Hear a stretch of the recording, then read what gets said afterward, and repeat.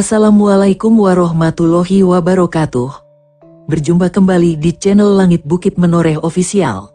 Di kesempatan kali ini, akan melanjutkan cerita di video sebelumnya, sebuah cerita karya Ebes, yang berjudul, Babat Negeri Leluhur, episode yang ke-16. Sebelum kita masuk ke ceritanya, tekan dulu tombol like video ini dan jangan lupa tekan juga tombol subscribe channel ini, dan nyalakan juga lonceng notifikasinya, agar tidak ketinggalan cerita-cerita lainnya. Dan seperti apa untuk kisahnya kali ini, langsung saja kita masuk ke ceritanya.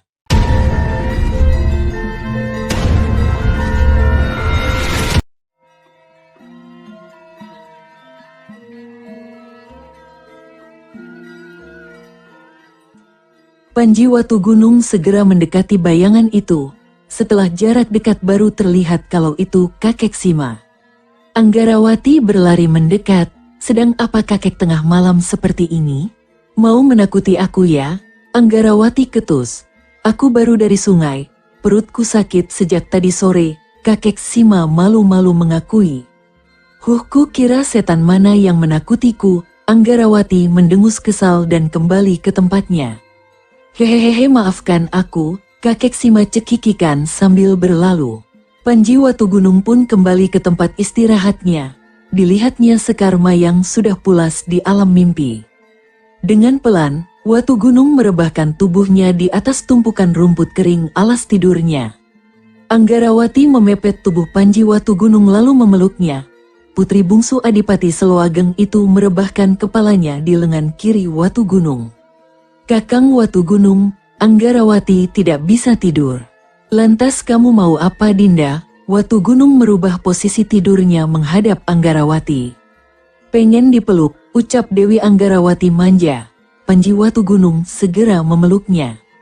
Dengusan nafas Anggarawati membuat Panji Watu Gunung semakin mendekatkan wajahnya pada Anggarawati. Dengan lembut, pemuda tampan itu mengecup lembut bibir mungil calon istrinya itu. Andai itu siang hari, pasti terlihat wajah memerah dari Anggarawati. Bukannya menolak kecupan mesra dari Watu Gunung, Anggarawati malah melingkarkan tangannya ke tengkuk Panji Watu Gunung dan menekannya. Sinar matahari menerobos pucuk-pucuk daun, menghangatkan bumi. Kokok ayam hutan bersahutan menyambut datangnya sang surya. Sepasang mata nampak geram melihat Dewi Anggarawati dan Panji Watu Gunung tidur dalam posisi berpelukan. Apalagi ada bekas gigitan berwarna merah di dada Watu Gunung. Apa yang kalian lakukan tadi malam? Panji Watu Gunung terbangun saat teriakan Ratna Pitaloka membangunkannya. Dewi Anggarawati tersenyum malu dan buru-buru menggeser posisinya.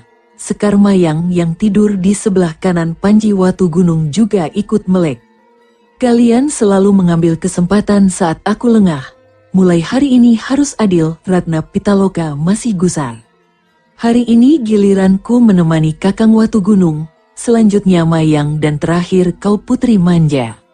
Watu Gunung segera berdiri dan menyambar pinggang Ratna Pitaloka menjauhi rumah besar tempat bermalam. Gerakan secepat kilat. Setelah melesat cukup jauh, mereka berdua berhenti di bawah pohon rindang. Kenapa Kakang Watu Gunung tega sekali padaku? Hiks, tangis Ratna Pitaloka pecah. Maafkan aku Dinda, memang seperti ini keadaanku. Bukankah Dinda sudah setuju berbagi cintaku dengan Sekar Mayang dan Anggarawati? Watu Gunung segera memeluk tubuh Ratna Pitaloka. Gadis itu masih sesenggukan di dalam pelukan hangat lelaki yang dicintainya. Iya, aku tahu. Tapi akhir-akhir ini Kakang kurang perhatian padaku, dan Putri Manja itu selalu menempel pada Kakang. Dinda Pitaloka cemburu ya? Senyum tipis menghiasi bibir Watu Gunung. Ratna Pitaloka segera mendorong tubuh Watu Gunung dan memutar tubuhnya menghadap arah lain. Semburat merah menyala terlihat jelas di wajahnya. Tentu saja tidak, Kakang saja yang tidak memahami perasaanku. Bibir Ratna Pitaloka masih menyangkal.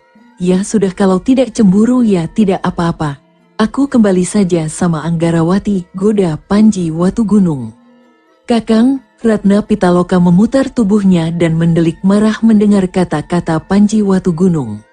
Iya Kakang paham, Makanya jangan diam saja. Kalau memang Kakang tidak adil, kamu harus bicara, Dinda. Senyum manis Watu Gunung melelehkan hati gadis cantik itu. Ratna Pitaloka segera memeluk Panji Watu Gunung. Aku mencintaimu, Kakang. Tanpa jawaban, Panji Watu Gunung mencium lembut kening Ratna Pitaloka. Hari ini aku mau berkuda dengan Kakang, makan bersama Kakang Watu Gunung, dan nanti malam Kakang Watu Gunung harus tidur dengan memelukku. Pokoknya hari ini Kakang milikku seorang, ujar Ratna Pitaloka tegas. Iya, hari ini Kakang hanya milikmu, jawaban Watu Gunung membuat gadis itu berbunga-bunga. Ayo kita kembali ke rumah tua. Selesai berkata, Panji Watu Gunung sudah melesat ke rumah tua diikuti oleh Ratna Pitaloka.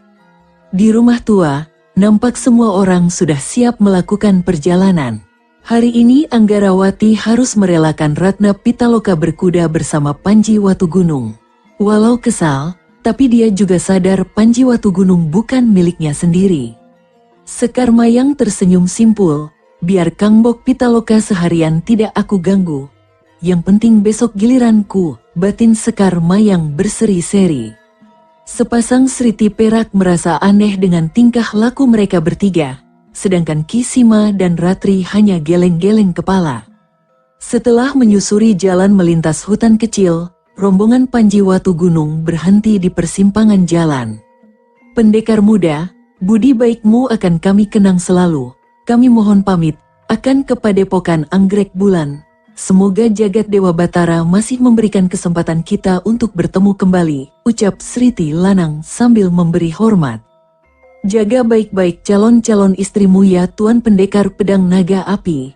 Mereka gadis-gadis istimewa, sambung Sriti Wadon sambil tersenyum penuh arti.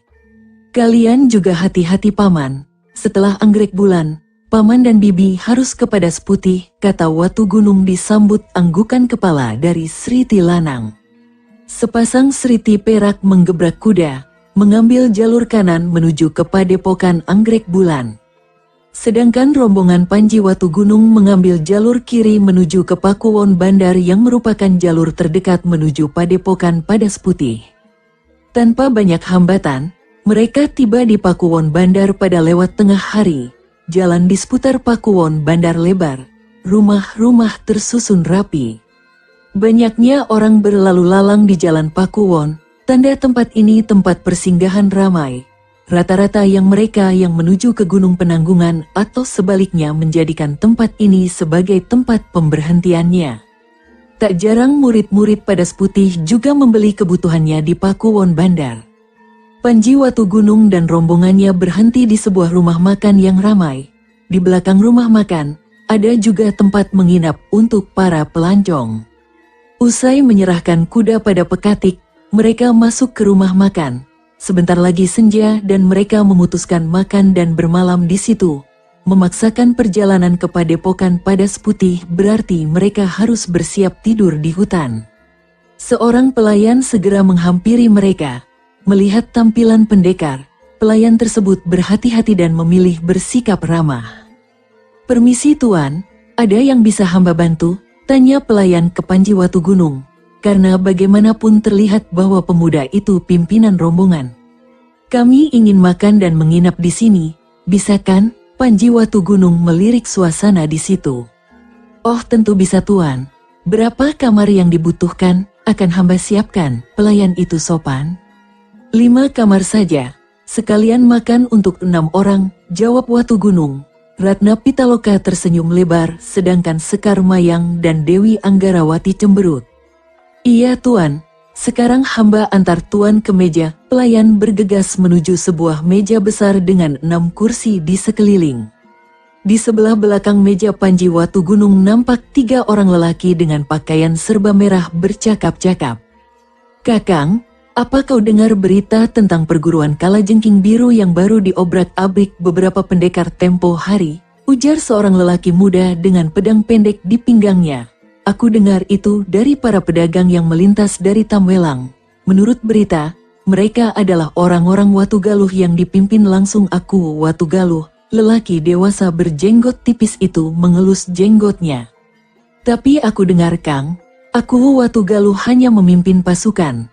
Yang menarik perhatian bukan aku Watu Galuh, tapi seorang pendekar muda yang bergelar pendekar pedang naga api yang ikut menyerbu markas Kalajengking Biru. Katanya, pendekar itu sangat sakti, bahkan tangan Kalajengking yang hebat saja mampu dihabisi, timpal lelaki berambut gimbal di sebelahnya. Pemimpin kita saja belum tentu menang melawan tangan Kalajengking. Bukankah itu artinya dia luar biasa? Lelaki berjenggot tipis mendengus panjang. Kudengar dia juga menghabisi tangan kanan Dewa Maut yang mencoba membunuh Bupati Gelang-Gelang. Padahal kita tahu kehebatan Mahesa Rangkah seperti apa, sambung lelaki berjenggot tipis. Tapi pemimpin tertinggi perguruan kita, Pangeran Alas Larangan sudah mewanti-anti kita agar berhati-hati dalam memilih lawan. Bagaimanapun rencana besar Raja Muda Mapanji Garasakan harus dilaksanakan, sahut si lelaki muda berpedang pendek. Jaga bicaramu adik, kita di tempat ramai malah kau ngoceh masalah rahasia. Kalau ketahuan guru, leher kita bisa dikeek. Pria berjenggot tipis menaruh telunjuk di leher dan menariknya. Lelaki muda berpedang pendek bergidik, maaf kakang maaf, keceplosan ngomong. Tapi malam ini kita menginap di sini kan Kang? Tentu saja, besok pagi kita pulang ke Gunung Wilis, sahut lelaki berjenggot tipis. Panji Watu Gunung yang dari tadi mendengar obrolan mereka, terdiam memikirkan sesuatu. Rencana besar Raja Muda Mapanji Garasakan, kenapa orang-orang golongan hitam dari Alas Larangan bisa tahu? Rencana besar apa itu? Aku harus mencari tahu, Kakang Panji Watu Gunung, ayo makan. Suara merdu Ratna Pitaloka membuyarkan lamunan Panji Watu Gunung. Iya Dinda iya. Ayo makan, Panji Watu Gunung tergagap berbicara. Ratna Pitaloka mengernyitkan keningnya. Sepertinya Kakang Watu Gunung sedang memikirkan sesuatu. Malam itu, usai makan, mereka bergegas menuju kamar masing-masing.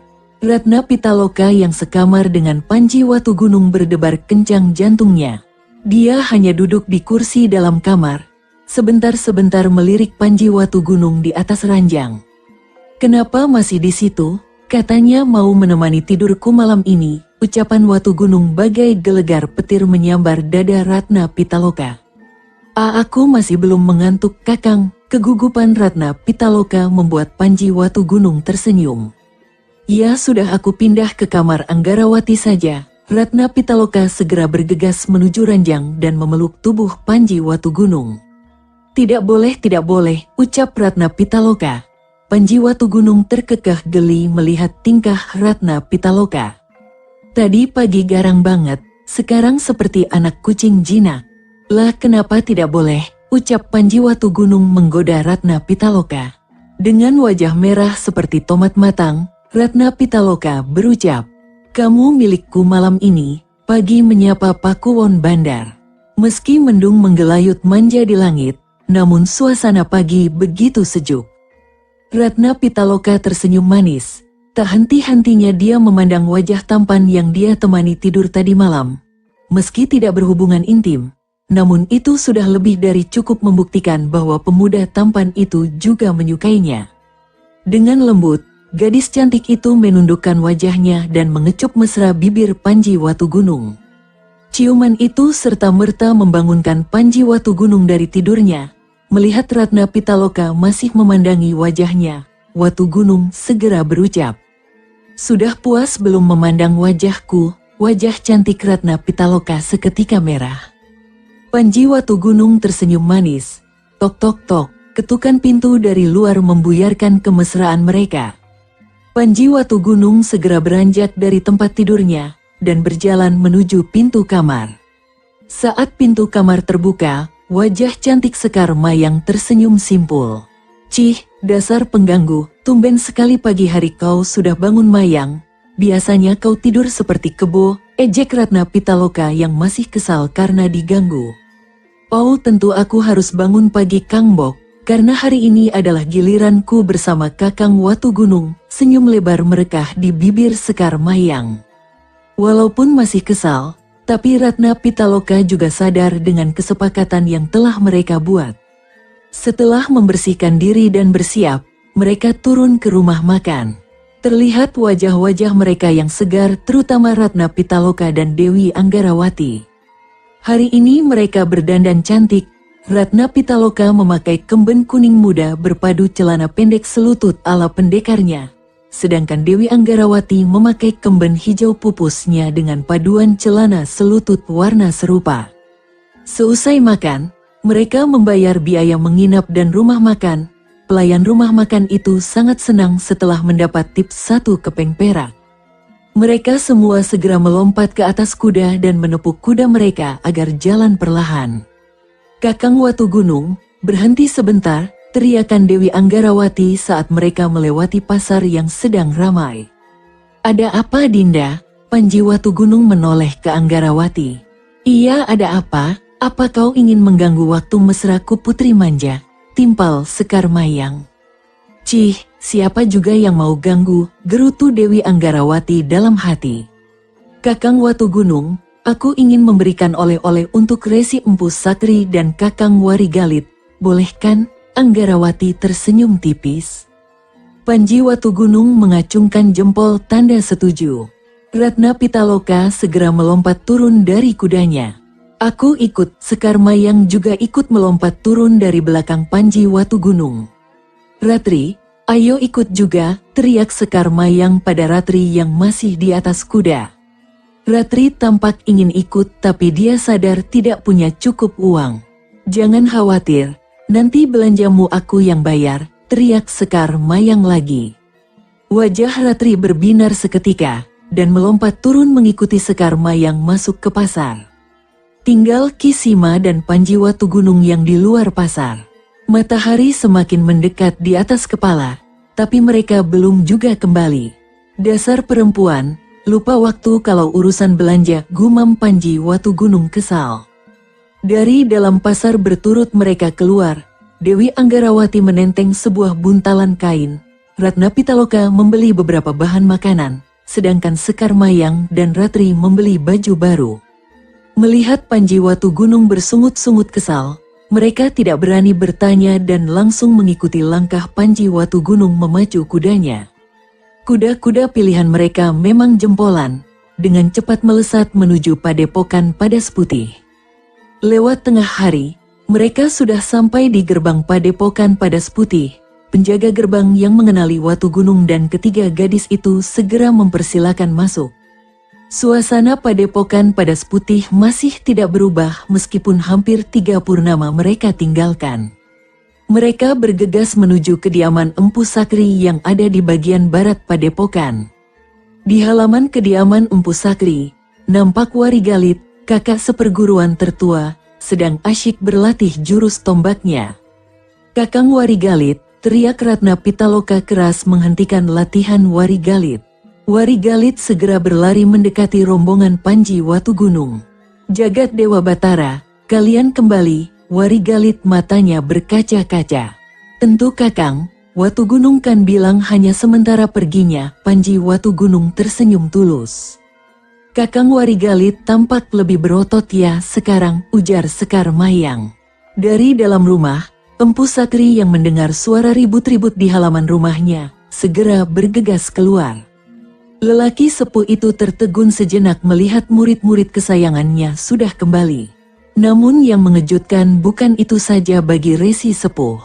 Rupanya dia juga di sini." "Guru, mana Kakang Warigalit?" potong Ratna Pitaloka. "Aku ada di sini." Seketika semua orang menoleh ke arah suara. Panji Watu Gunung, Ratna Pitaloka dan Sekar Mayang segera bergegas menghambur menuju ke arah guru mereka. Dewi Anggarawati tersenyum dan mengikuti di belakang. Warigalit juga sama. "Kau tidak ingin ke sini Kakang Narasima," ujar Empu Sakri lembut. "Cih, kalau bukan karena pesan dari menantuku untuk meninggalkan Kalingga, aku tak sudi kembali ke sini," ujar kakek Sima. "Masuklah Kakang, kita bicara di dalam rumah," ujar Empu Sakri tersenyum lega. Semua orang terkejut. Mereka tak menyangka bahwa guru mereka dan kakek tua Sima saling mengenal. Setelah kakek Sima dan cucunya masuk ke serambi kediaman Empu Sakri, mereka duduk melingkar di atas lantai, kecuali Dewi Anggarawati dan Sekar Mayang yang bergegas ke dapur menyiapkan makanan. Bagaimana kabarmu Kakang? Sepertinya kau tampak lebih muda 10 tahun dariku, ucap Empu Sakri.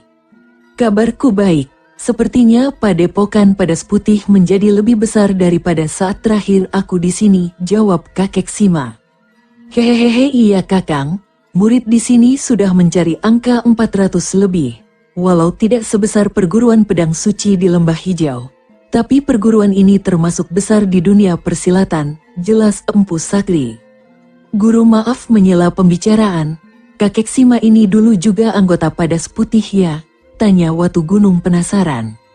Hahaha, biar aku yang menjawab Sakri, kakek Sima menghela nafas panjang. Namaku sebenarnya Narasima, murid Resi Bagaspati, pendiri pertama Padepokan Padas Putih. Murid Resi Bagaspati hanya ada 5, Kakang Wanabaya, Empu Rungkat, aku, Dadung Awuk, dan Sakri. Empu Sasi itu murid Empu Tantribala, adik seperguruan Resi Bagaspati saat berguru di Gunung Penanggungan, yang tewas saat membantu Prabu Airlangga menumpas Ratu Hitam dari selatan. Selepas pertarungan dengan Ratu Hitam, Resi Bagaspati menarik diri dari keduniawian dan mendirikan Padepokan Padas Putih.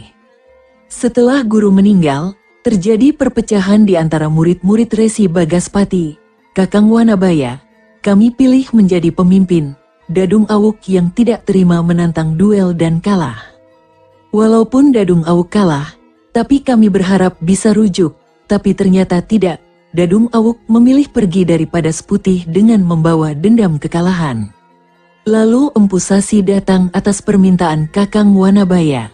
Aku sudah tidak tahan lagi dengan keadaan di Padas Putih, memilih pergi meninggalkan Padas Putih dan berkelana hingga ke Kalingga. Kakek Sima atau Empu Narasima menghela nafasnya. Guratan kesedihan terlihat jelas di matanya. Sudahlah kakek, jangan sedih lagi. Bukankah seharusnya kakek sudah senang kita ada di sini? Ujar Ratri yang banyak diam tiba-tiba bicara. Empu Narasima menghela nafasnya dalam-dalam. Sakri, tujuanku pulang sebenarnya pesan almarhum menantuku. Dia bilang ingin abu jenazahnya ditanam di lereng Penanggungan. Tidak apa-apa Kakang, lebih baik disemayamkan di Sanggar Pamujan lebih dulu, jawab Empu Sakri tersenyum. Bau wangi masakan membuyarkan pembicaraan mereka. Ratna Pitaloka segera bergegas menuju ke dapur.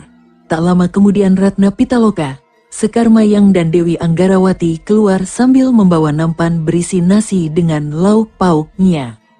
Resi, mari makan, sudah lama kita tidak makan bersama, ujar Dewi Anggarawati sambil meletakkan kendi air minum dan beberapa jenis masakan.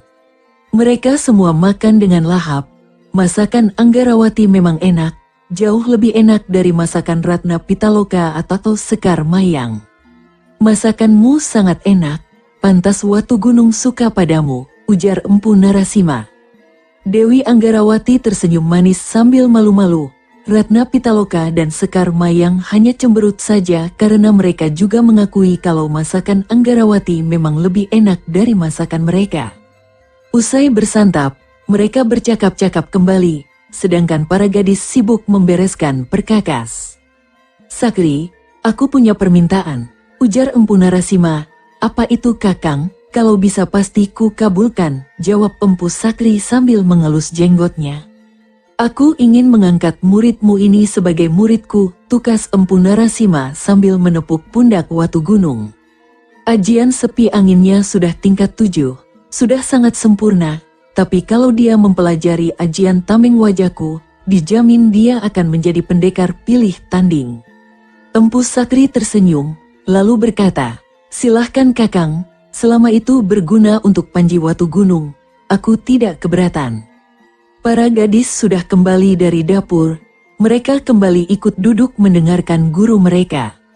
Tapi ada syaratnya Sakri, sambung Empu Narasima kemudian. Gadis itu harus masak enak setiap hari. Anggarawati tersenyum saat mendengar perkataan Empu Narasima. Aku siap Empu, asal Kakang Watu Gunung bisa berlatih.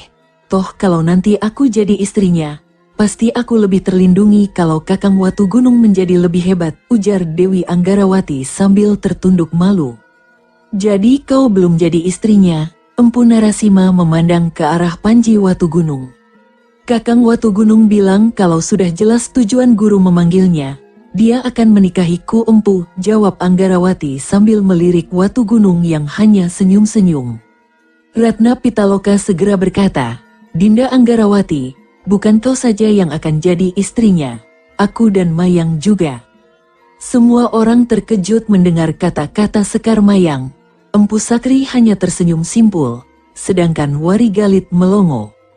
Empu Sakri sudah merasa saat Ratna Pitaloka dan Sekar Mayang memaksanya untuk mengizinkan mengirim surat kepada Bupati Gelang-Gelang tempo hari. Sebenarnya tujuanku memanggil kalian semua adalah agar kalian berlatih keras. Ada sebuah rencana jahat yang tersusun saat ini, ucap Empu Sakri dengan mimik wajah serius. Rencana jahat apa guru? Warigalit langsung bertanya. Resi Empu Sakri menghela nafas panjang. Ada sebuah rencana dari Raja Muda Mapanji Garasakan untuk menyatukan Kahuripan lagi. Apa? Semua orang berteriak kaget. Bukankah itu berarti akan terjadi perang saudara guru? Panji Watu Gunung segera paham. Empu Sakri mengangguk pelan. Semua orang terdiam memikirkan semuanya. Yang lebih buruk, Mapanji Garasakan mengumpulkan tokoh-tokoh dunia hitam untuk membantu tujuannya. Empu Sakri memandang ke arah langit. Empu Narasima kemudian berkata, tidak ada cara lain selain berlatih keras untuk melindungi diri dari bahaya peperangan ini. Kita hanya punya waktu selama Prabu Airlangga masih belum turun dari tahta Kakang, sahut Empu Sakri. Aku tahu Sakri, mulai besok aku akan khusus melatih murid mesummu ini dengan keras hehehehe. Empu Narasima terkekeh kecil. Panji Watu Gunung memerah wajahnya, hanya menunduk malu. Paman Guru, mohon jangan menghina Kakang Watu Gunung, dia orang baik. Kami sendiri yang memilihnya untuk menjadi suami kami. Tidak ada yang memaksa kami dan malah kami yang memaksa Kakang Watu Gunung menerima kami, ujar Sekar Mayang yang dari tadi tak banyak bicara. Aku tahu. Aku hanya iseng meledeknya. Empu Narasima tertawa kecil. Suasana di sore itu semakin meriah. Setelah puas bercakap-cakap, semua menjalankan kegiatan masing-masing. Sekar Mayang, Dewi Anggarawati dan Ratna Pitaloka menata dan membersihkan kamar tidur mereka. Sedangkan Panji Watu Gunung, Empu Sakri, Empu Narasima, Warigalit dan Ratri bergegas menuju kediaman Empu Wanabaya, melaporkan kedatangan mereka. Empu Wanabaya, sesepuh padepokan Padas Putih begitu gembira melihat Empu Narasima kembali ke padepokan. Adik Narasima, aku bahagia sekali kau pulang. Beban hatiku serasa hilang, Empu bicara dengan mata berkaca-kaca. Aku hanya melaksanakan wasiat menantuku Kakang. Sampai kapan aku di sini aku tidak tahu, sahut Empu Narasima kemudian. Setidaknya kita sudah berkumpul kembali. Aku harap adik kerasan tinggal di sini, Empu Wanabaya penuh harap. Iya Kakang. Tapi untuk saat ini aku akan tinggal di tempat Sakri bersama cucuku. Baiklah, yang penting adik kerasan di sini. Adi Sakri, aku titip adik Narasima di tempatmu, ujar Empu Wanabaya. Iya Kakang Wanabaya, terima kasih untuk kepercayaan Kakang, jawab Empu Sakri tersenyum. Empu Wanabaya kemudian memandang ke arah Panji Watu Gunung. Watu Gunung, aku berterima kasih kepadamu. Semua orang di serambi kediaman Empu Wanabaya terkejut. Untuk apa Paman Guru berterima kasih pada murid? Murid tidak merasa melakukan bakti untuk padepokan. Watu Gunung kebingungan. Hehehehe, jangan kira aku tak tahu. Pendekar pedang naga api yang mengobrak-abrik markas Kalajengking Biru kau kan orangnya. Empu Wanabaya tersenyum penuh arti. Semua orang kembali terpana. Maaf Paman Guru, dengar dari mana? Kembali Watu Gunung bertanya. Berita itu sudah tersebar luas.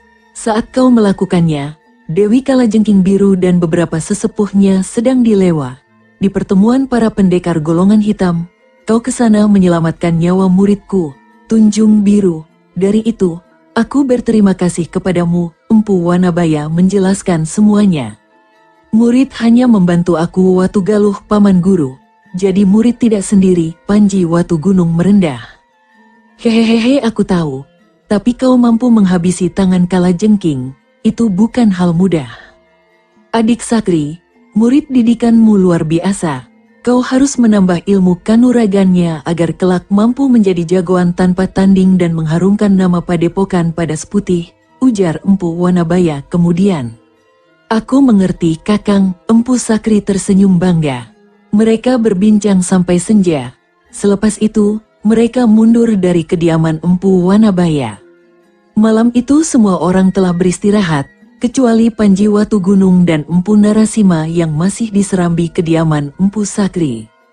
Bocah bagus, malam ini akan ku mulai menurunkan ilmuku ajian tameng wajah padamu. Aku akan membuka semua titik tenaga dalam di tubuhmu. Siapkan dirimu, kosongkan pikiranmu, ujar Empu Narasima. Baik Paman Guru, Panji Watugunung segera duduk bersila, membuka pancandria, mengosongkan pikiran, dan memusatkan tenaga dalamnya di satu titik. Empu Narasima kemudian memusatkan tenaga dalam ajian tameng wajah di tangan kanannya. Sinar kuning keemasan muncul keluar melingkar di tangan Empu Narasima.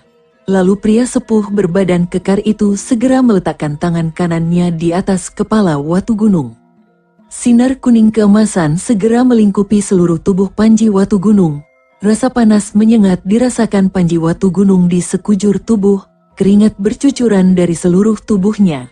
Seluruh pori-pori tubuhnya terasa hangat. Empu Narasima segera menarik tangan, menghela nafasnya dan menata tenaga dalamnya.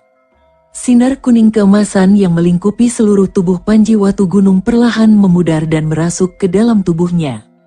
Panji Watugunung menghela nafas lega. Bocah bagus, tidak sia-sia aku menurunkan ajian tameng wajahku padamu. Tenaga dalammu tinggi, akan mempercepat proses penguasaan ilmu ini, ujar Empu Narasima tersenyum tipis.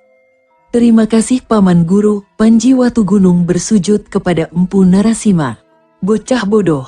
Sekarang kau sudah menguasai ajian tameng wajah tahap pertama. Namanya wajah bumi. Tubuhmu tidak akan terpengaruh pukulan dengan tenaga dalam rendah. Semuanya ada 4 tahap. Wajah bumi, wajah petir, wajah langit dan wajah dewa.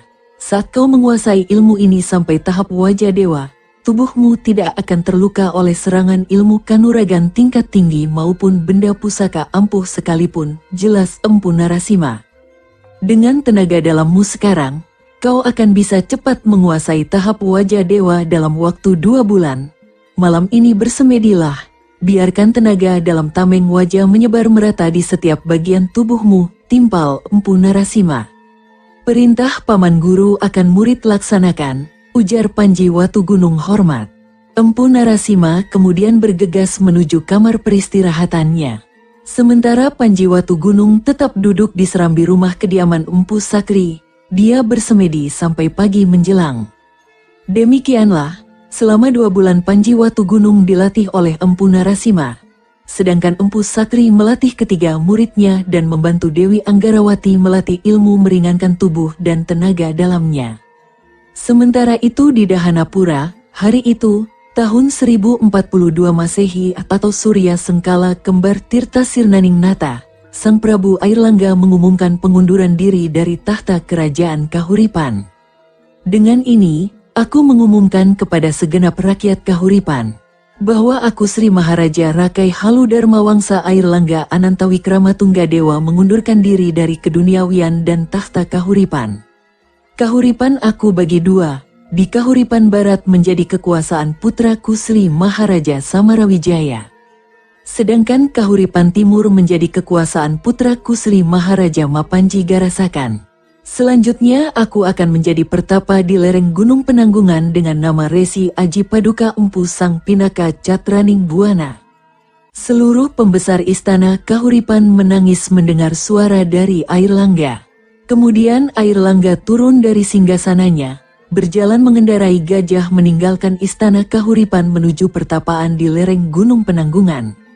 Semua abdi setia termasuk Empu Narotama dan Ranggawangsa mengiringi perjalanan beliau.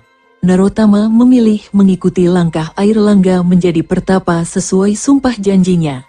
Sedangkan beberapa pembesar istana seperti Dyah Bayunata diangkat menjadi patih kerajaan Jenggala. Jayakerti menjadi pendukung setia Samarawijaya dan diangkat menjadi patih kerajaan Panjalu.